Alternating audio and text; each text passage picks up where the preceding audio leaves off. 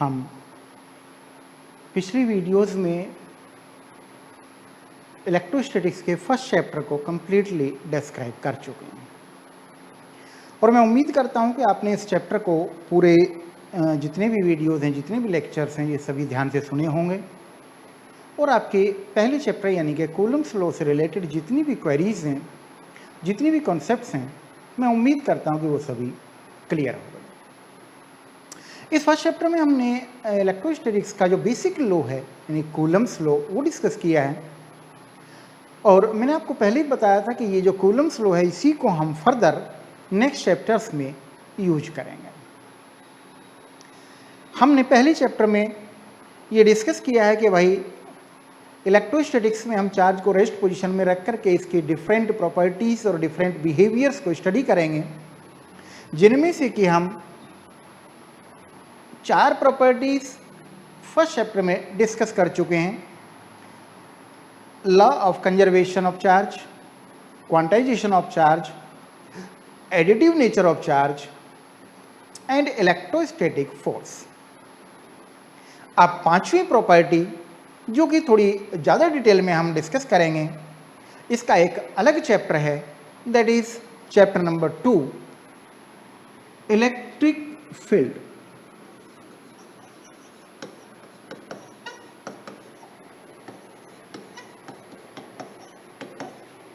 Electric field.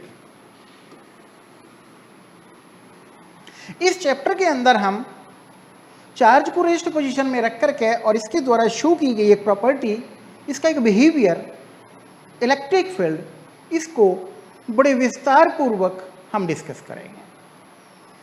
तो chapter का नाम है इलेक्ट्रिक फील्ड, तो सबसे पहले हम इसी चीज को डिस्कस करेंगे कि ये इलेक्ट्रिक फील्ड आखिर है क्या चीज। So first heading is electric field.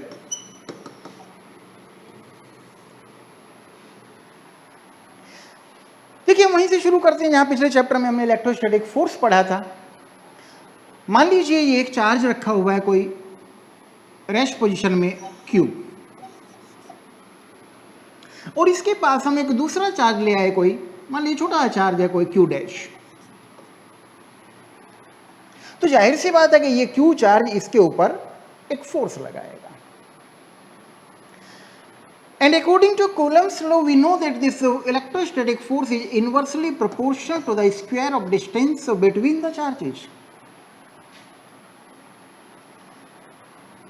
यदि हम इस चार्ज, जो दूसरा चार्ज हम लेकर के आए थे, इसको हम थोड़ा सा दूर करते चले जाएंगे, इनके बीच का जो सेपरेशन है उसको इंक्रीज करना शुरू कर दिया हमने। जैसे जैसे डिस्टेंस बढ़ती जाएगी फोर्स कम होता जाएगा और एक कंडीशन ऐसी आएगी, एक पोजीशन ऐसी आएगी कि अब हम इस फोर्स को ऑब्जर्व नहीं कर पाएंगे, ये इतना कम हो जाएगा, क्योंकि force is inversely proportional to the square of distance. जैसे जैसे डिस्टेंस इंक्रीज करते जाएंगे फोर्स कम होता जाएगा। हालांकि ये फोर्स जीरो नहीं होता है, force will become zero at infinity. Long range force होता है ये इलेक्ट्रोस्टैटिक फोर्स, इसलिए जीरो इंफिनिटी पर जाकर के होता है। लेकिन फिर भी डिस्टेंस बढ़ाते बढ़ाते एक कंडीशन ऐसी आएगी कि ये इतना कम हो जाएगा, इतना कम हो जाएगा कि हम इसको ऑब्जर्व नहीं कर पाएंगे, हम इसको कैलकुलेट नहीं कर पाएंगे। यानी कि ये चार्ज अब इसके कारण कोई फोर्स ऑब्जर्व नहीं कर रहा है, कोई फोर्स इसके ऊपर अप्लाई नहीं हो रहा है। यानी कि हम ये कह सकते हैं कि भाई ये चार्ज एक दूसरे चार्ज के ऊपर एक सर्टेन डिस्टेंस तक तो फोर्स लगाएगा, उससे आगे इसका इसके ऊपर कोई फोर्स नहीं होगा। ये फोर्स क्यों लगा रहा है इसके ऊपर, ये हम पहले भी डिस्कस कर चुके हैं कि there are some invisible particles called photon. Due to exchange of these invisible particle means field particles, this force is exerting. ये जो डिस्टेंस हमने देखी है कि भाई ये यहां तक फोर्स लगा रहा है, यहां से आगे नहीं लगा रहा है, ये चारों ओर ही होगी इसके। ऐसा नहीं है कि एक ही साइड में फोर्स लगाएगा, क्योंकि the electrostatic force is unidirectional. ये चार्ज चारों तरफ, ये चार्ज यदि यहां रखा है तो इधर भी लगेगा, इधर भी लगेगा, चारों तरफ ये फोर्स लगेगा। और इसकी चारों तरफ ही एक सर्टेन स्पेस होगा, एक रीजन होगा, जिस रीजन के अंदर तो ये दूसरे के ऊपर फोर्स लगाता है, उस रीजन से बाहर यदि हम दूसरा चार्ज रखेंगे तो इसका कोई इन्फ्लुएंस उसके ऊपर नहीं होगा। जनरली बुक्स के अंदर जो डेफिनेशन लिखी होती है इलेक्ट्रिक फील्ड की, वो मैं आपको बताता हूं कि the electric field is a space around the charge within which its influence can be observed। किसी चार्ज के चारों तरफ एक स्पेस है, एक रीजन है, जिस रीजन के अंदर हम इस चार्ज के इलेक्ट्रोस्टैटिक इन्फ्लुएंस को ऑब्जर्व कर सकते हैं। दूसरी चार्ज के ऊपर एक इलेक्ट्रोस्टैटिक फोर्स ये चार्ज अप्लाई कर सकता है। This region is called its electric field। यहां तक बात ठीक है, लगभग हर एक बुक में यही डेफिनेशन होती है। लेकिन यदि हम इसको थोड़ा सा और फर्दर डिस्कस करते हैं तो actually electric field is not the region, is not the space, is not a place. ये जगह नहीं है, ये स्पेस नहीं है, ये कोई रीजन नहीं है, क्षेत्र नहीं है। इलेक्ट्रिक फील्ड तो इस चार्ज के चारों तरफ इसके एक इन्फ्लुएंस है, कुछ तो है जो कि ये चार्ज जिसके कारण कि दूसरे के ऊपर फोर्स लगा रहा है, दैट इन्फ्लुएंस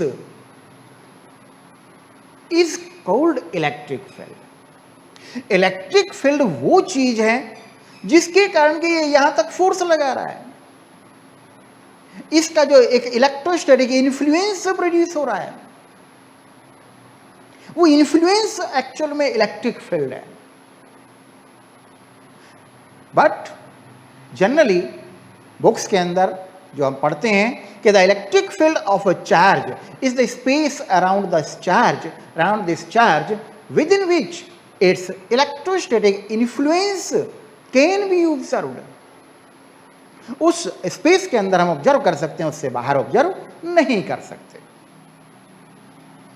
अब इस स्पेस को यानी कि हम इस इलेक्ट्रिक फील्ड को पढ़ने जा रहे हैं। तो देखिए यहां यदि हम जनरल डेफिनेशन की बात करते हैं तो according to definition this space is electric field. इसके चारों तरफ जो स्पेस है, 3 डायमेंशनल स्पेस है, ये इलेक्ट्रिक फील्ड है। अभी धीरे धीरे ये आपको क्लियर हो जाएगा कि व्हाट इज इलेक्ट्रिक फील्ड। हम इस इलेक्ट्रिक फील्ड को पढ़ने जा रहे हैं। स्पेस को कैसे पढ़ें भाई? किसी चीज को पढ़ना है, इस इन्फ्लुएंस को हमें स्टडी करना है, तो हम एक मैथमेटिकल क्वांटिटी फॉर्म करते हैं। इस इलेक्ट्रिक फील्ड को फर्दर स्टडी करने के लिए हम एक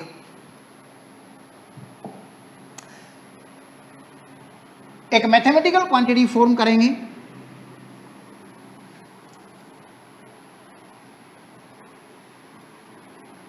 And that mathematical quantity is called electric field intensity।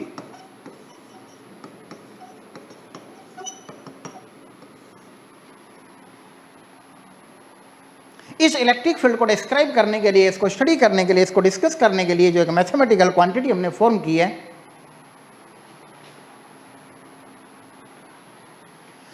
That quantity is called electric field intensity.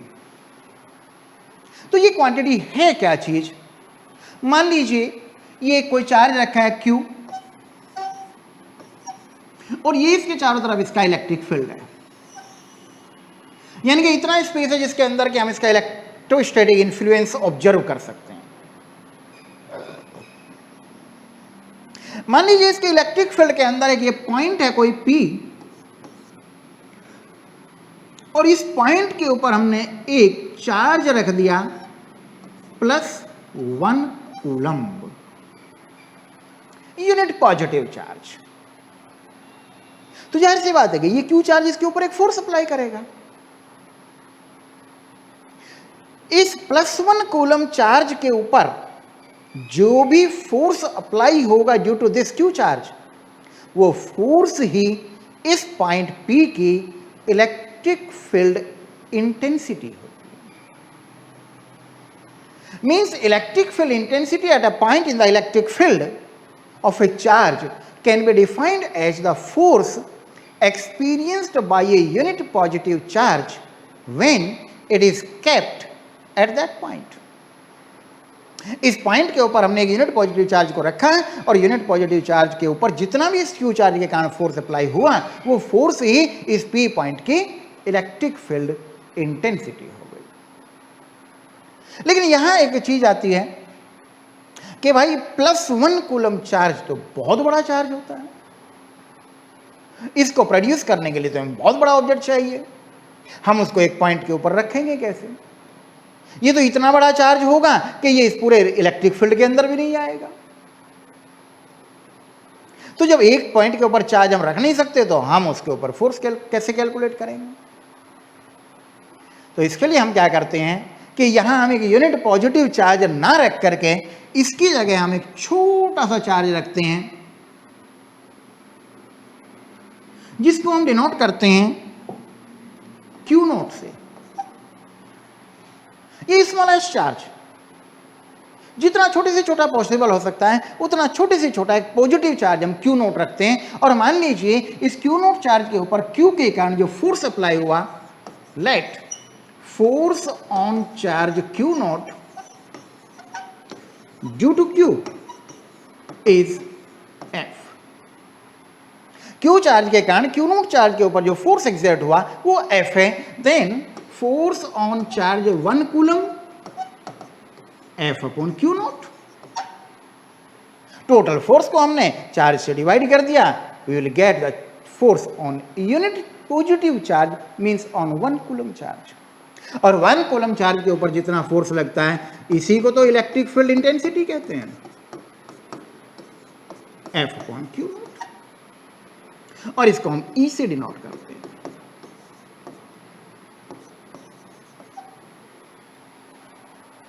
ये एक सिंपल वे आ गया कि भाई हम वहां 1 कूलम का चार्ज ना रख कर एक छोटा सा चार्ज रखेंगे, उस छोटे से चार्ज का हम फोर्स कैलकुलेट कर लेंगे और उस फोर्स को हम क्यू नोट से डिवाइड करेंगे। Then we will get force on unit positive charge, and this force on unit positive charge is known as electric field intensity at that point.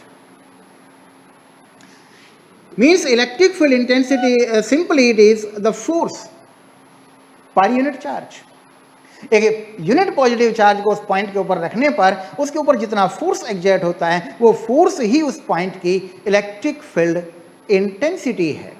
अब ये इलेक्ट्रिक फील्ड इंटेंसिटी क्योंकि force के terms में हम major कर रहे हैं तो फोर्स तो हर एक पॉइंट के ऊपर अलग अलग होगा, और क्योंकि हर एक पॉइंट के ऊपर अलग अलग फोर्स होगा इसलिए हर एक पॉइंट की अलग अलग इलेक्ट्रिक फील्ड इंटेंसिटी होगी।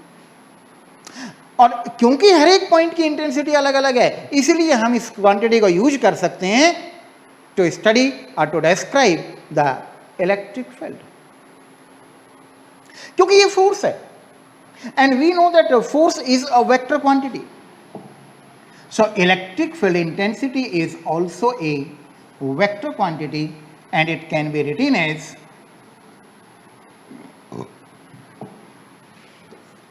E is equal to F upon Q naught. Force is a vector quantity, so electric field intensity is also a vector quantity. And its unit is Newton per coulomb.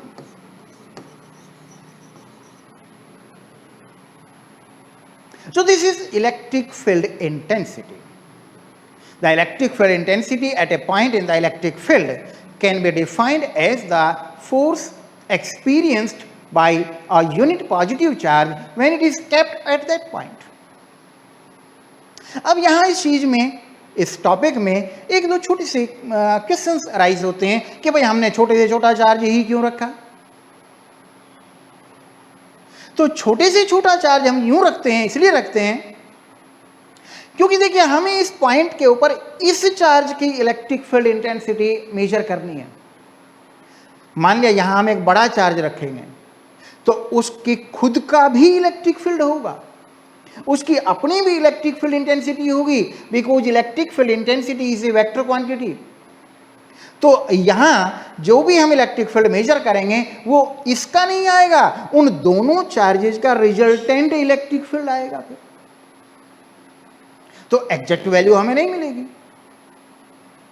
इसलिए हम यहां क्या करते हैं कि जितना भी स्मॉलेस्ट चार्ज है पॉसिबल, हम उसको यहां यूज करते हैं, जिससे कि उसका जो खुद का इलेक्ट्रिक फील्ड है, खुद की इलेक्ट्रिक फील्ड इंटेंसिटी है, वो इसकी कंपैरिजन में नेग्लिजिबल हो जाए और वो इसकी इलेक्ट्रिक फील्ड इंटेंसिटी के ऊपर कोई इंपैक्ट पैदा ना करे।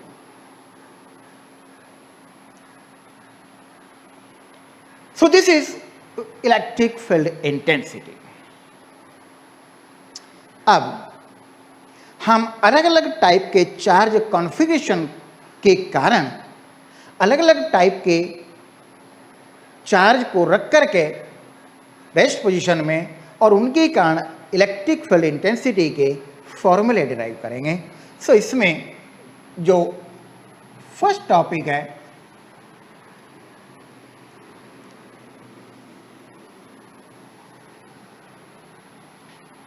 That is electric field intensity due to a point charge.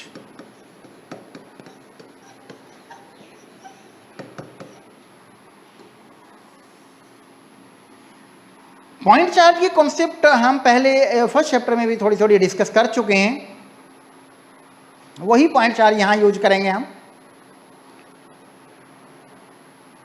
क्योंकि ये भी मैंने आपको बताया था कि Coulomb's law is applicable only for point charge, इसलिए पॉइंट चार्ज में हम कहीं भी कूलम्स लॉ को बेझिझक यूज कर सकते हैं।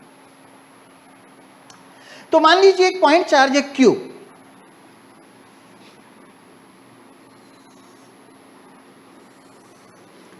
ये कोऑर्डिनेट सिस्टम XY, ओरिजिन के ऊपर एक पॉइंट चार्ज रखा हुआ है Q, इसके चारों ओर इसका इलेक्ट्रिक फील्ड है और इस इलेक्ट्रिक फील्ड के अंदर इस पॉइंट चार्ज Q से R डिस्टेंस दूर यहां हमने एक पॉइंट मान लिया P to find out the electric field intensity due to charge Q। अब देखिए पीछे जो हम इलेक्ट्रिक फील्ड इंटेंसिटी डिस्क्राइब कर रहे थे उसमें एक छोटी सी चीज मैं और बता दूं आपको कि उसमें जो Q चार्ज है जिसके कारण इलेक्ट्रिक फील्ड इंटेंसिटी हम मेजर कर रहे हैं, that is called source charge. और जो हमने Q नोट चार्ज रखा था P पॉइंट के ऊपर, स्मॉलेस्ट पॉसिबल चार्ज, उस Q नोट चार्ज को हम कहते हैं टेस्ट चार्ज, क्योंकि उसको हम एक पॉइंट के ऊपर रख करके उस पॉइंट की इलेक्ट्रिक फील्ड इंटेंसिटी को टेस्ट कर रहे हैं, इलेक्ट्रिक फील्ड को टेस्ट कर रहे हैं। तो ये एक सोर्स चार्ज Q हमने यहां रख दिया पॉइंट चार्ज, और इसके R डिस्टेंस दूर इसके फील्ड के अंदर एक पॉइंट ले लिया हमने P। इस P पॉइंट के ऊपर हमें इलेक्ट्रिक फील्ड इंटेंसिटी कैलकुलेट करनी है। So at first we have to keep a test charge Q naught on this point.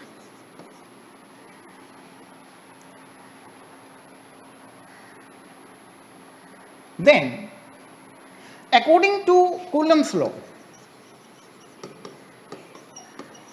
electrostatic force between these two charges F can be written as 1 upon 4 pi epsilon naught Q into Q naught upon R square। क्योंकि method तो वही होगा, अभी हम Coulomb's law ही apply करेंगे। इस Q note charge के ऊपर हमने Q चार्ज के कारण एक फोर्स कैलकुलेट कर लिया, दिस वन। माना कि P पॉइंट के ऊपर इलेक्ट्रिक फील्ड इंटेंसिटी है E, then we know that E is equal to होता है F upon Q naught. F की ये जो वैल्यू है ये यहां पुट कर दें, then we get E is equal to 1 upon 4 pi epsilon naught Q upon R square. तो Q नॉट से Q नॉट कैंसिल आउट हो जाएगा and this is the electric field intensity. This is electric field intensity at point P due to a point charge which is kept on origin. Origin के ऊपर हमने source charge रखा है point charge Q, और उससे R distance दूर P point के ऊपर electric field intensity 1 upon 4 pi epsilon naught Q upon R square. क्योंकि इलेक्ट्रिक फील्ड इंटेंसिटी एक वेक्टर क्वांटिटी है, तो इसकी वेक्टर फॉर्म भी हम यहीं साथ में ही कैलकुलेट करते हैं।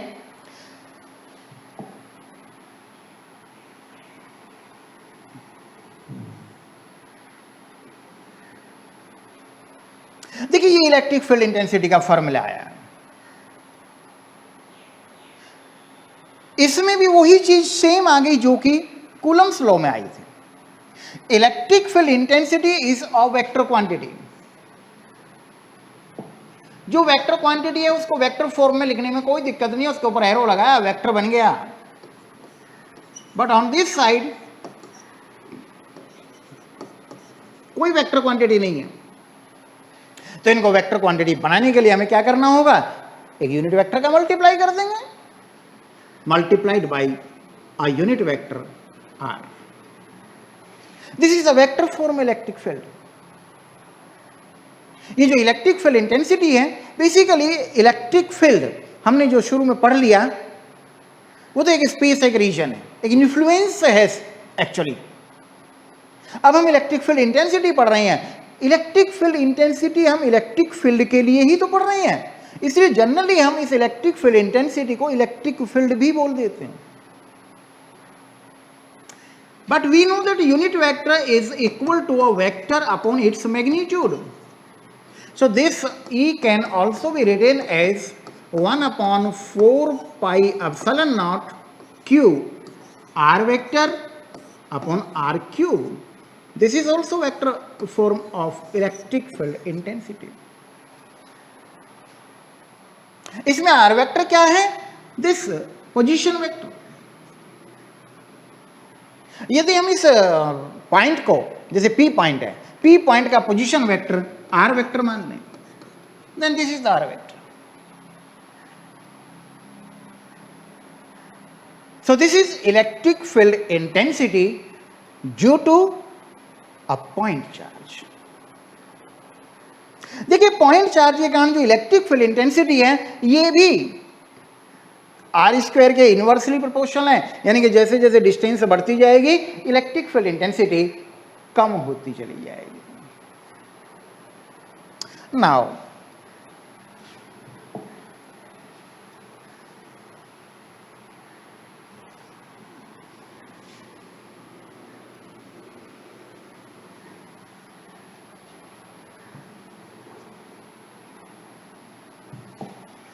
ये तो बात रही एक पॉइंट चार्ज के कारण एक पॉइंट के ऊपर electric field intensity.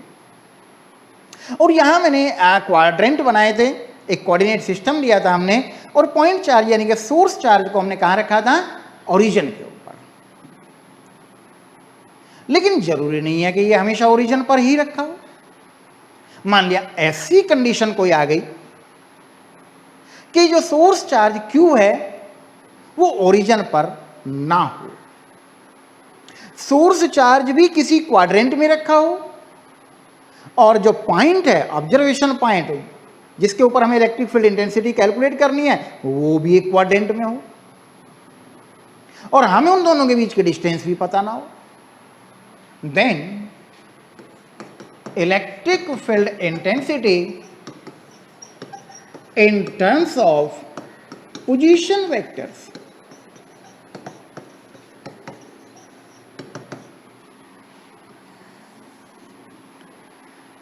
Electric field intensity in terms of position vectors. मान लीजिए एक कोऑर्डिनेट सिस्टम जिसमें x और y दो कोऑर्डिनेट्स हैं, दिस इज ओरिजिन। एक सोर्स चार्ज यहां रखा है Q ऑन पॉइंट A, और इसके चारों तरफ इसका जो इलेक्ट्रिक फील्ड है उसके अंदर P एक पॉइंट है यहां ऑब्जर्वेशन पॉइंट। इस P पॉइंट के ऊपर हमें इस Q चार्ज के कारण इलेक्ट्रिक फील्ड इंटेंसिटी कैलकुलेट करनी है। हमें इनके बीच के सेपरेशन गिवन नहीं है, बल्कि इन दोनों पॉइंट्स के पोजीशन वेक्टर गिवन है। A पॉइंट का पोजीशन वेक्टर मान लीजिए R1 है, और P पॉइंट का position vector let it is R2। और हमें जो इलेक्ट्रिक फील्ड इंटेंसिटी निकालनी है P पॉइंट की, उसका जो एक्सप्रेशन निकालना है वो इन पोजीशन वेक्टर्स के टर्म्स में निकालना है। तो एक चीज तो करनी ही पड़ेगी भाई, पी पॉइंट के ऊपर निकालना है तो हम यहाँ एक टेस्ट चार्ज मान लेते हैं क्यू नॉट, और एक बार हम मान लेते हैं कि भाई ए पॉइंट से पी पॉइंट की जो सेपरेशन है दिस इज आर। ये हमने एक बार लेट कर लिया। मेथड वही रहेगा कि पहले हम क्यू चार्ज के कारण क्यू नोट चार्ज के ऊपर फोर्स कैलकुलेट करेंगे, फिर उसको क्यू नोट से डिवाइड करेंगे and will get electric field intensity. So the force on charge q naught due to charge q F is given by 1 upon 4 pi epsilon naught Q into Q naught upon R square। क्योंकि ये distance हमने एक बार R मान ली, भाई Coulomb's law हमें apply करना है तो बीच की सेपरेशन तो हमें एक बार तो यूज करनी पड़ेगी। इसको यदि हम वेक्टर की फॉर्म में लिखते हैं then F vector will be equal to 1 upon 4 pi epsilon naught Q into Q naught R vector upon R cube। This is equation number 1। अब देखिए यदि हम इस फॉर्मूले को हम E is equal to F upon q naught में use कर दें, क्यू नोट कैंसिल आउट होगा तो E का फॉर्मूला R के टर्म्स में आ गया and R we don't know, R is not given. तो पहले हम वो फॉर्मूला यूज करने से पहले ही हम इस R वेक्टर को R1 और R2 में कन्वर्ट कर देते हैं। सो इन ट्राइंगल OAP, देखिए ट्राइंगल है OAP, इस ट्राइंगल की तीनों साइड्स तीन वेक्टर से रिप्रेजेंट की गई हैं, और जब एक ट्राइंगल की तीनों साइड तीन वेक्टर से रिप्रेजेंट हों तो उसमें हम according to triangle law of vector addition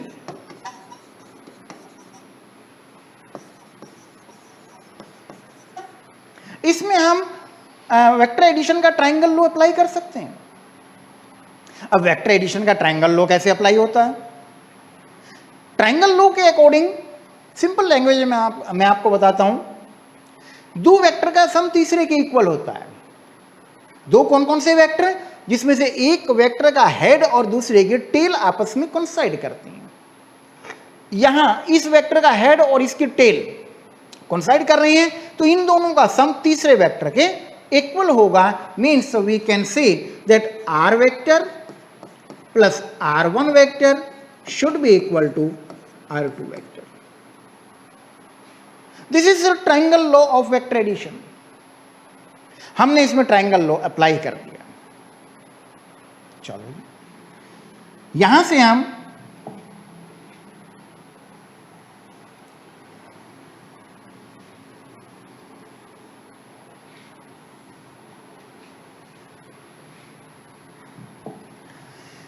इसी फॉर्मूले से हम निकाल सकते हैं कि भाई R vector is equal to R2 vector minus R1 vector. Equation number 2।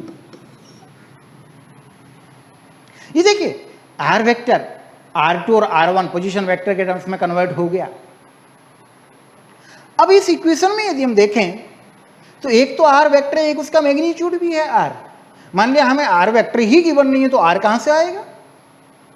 Means हमें इस R को भी कन्वर्ट करना होगा, यानी कि इसका magnitude and its magnitude. R vector का मैग्नीट्यूड मीन्स R और इसका मैग्नीट्यूड, इसका मॉड्यूलस अप्लाई कर दीजिए।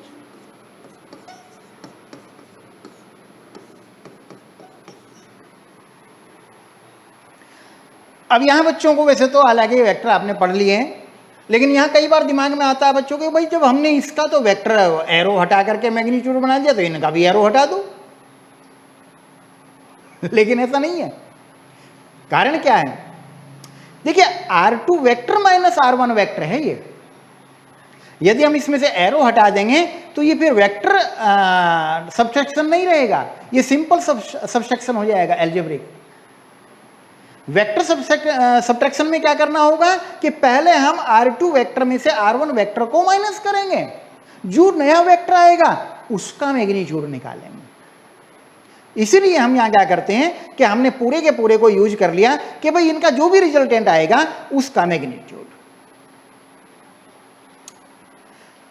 इक्वेशन 1, 2 और 3 इन तीनों को कंबाइंड करेंगे। तो यदि हम इक्वेशन 1, 2, 3 यानी कि 2 और 3 की वैल्यू इक्वेशन 1 में पुट करते हैं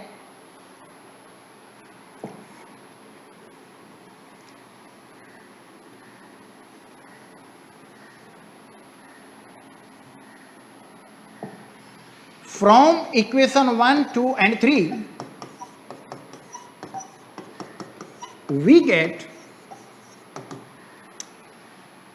vector E is equal to 1 upon 4 pi epsilon naught, sorry अभी वेक्टर E नहीं आया है, अभी वेक्टर F ही है।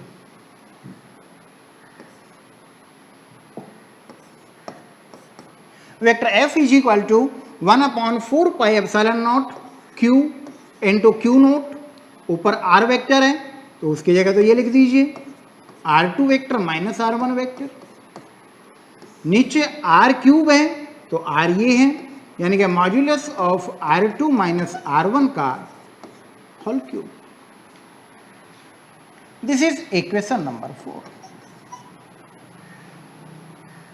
ये हमने फोर्स की जो वैल्यू है उसी को हमने पोजीशन वेक्टर में कन्वर्ट कर लिया। ये टॉपिक हम फर्स्ट चैप्टर में भी एज इट इज कर चुके हैं, सेम वही टॉपिक है, बस उसी टॉपिक को यूज करके, क्योंकि ये भी कूलम्स लॉ की एक फॉर्म है, बस इसी टॉपिक को यूज करके हमें इलेक्ट्रिक फील्ड निकालना है। मान लीजिए let E is the electric field intensity at point P, then we know that E is equal to F upon Q naught।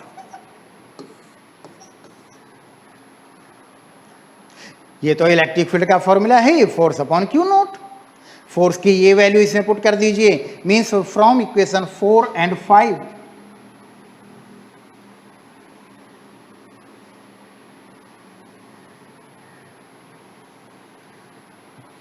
from equation 4 and 5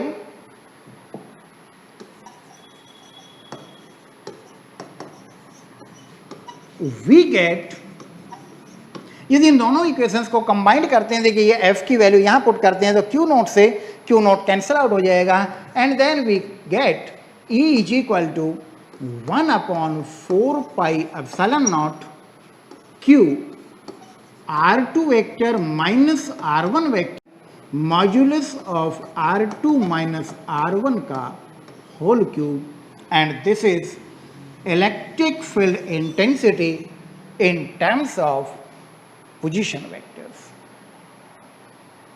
अब इसमें यदि मान लीजिए हमें कोई सा भी चार्ज ओरिजिन पर नहीं है, बेसिकली सोर्स चार्ज, यदि ओरिजिन पर नहीं है, ये भी क्वाड्रेंट में है, पॉइंट भी क्वाड्रेंट में है, और हमें दोनों के बीच की सेपरेशन ही पता नहीं है, दोनों के पोजीशन वेक्टर हमें गिवन है, then to calculate the electric field intensity this expression में बी यूज्ड।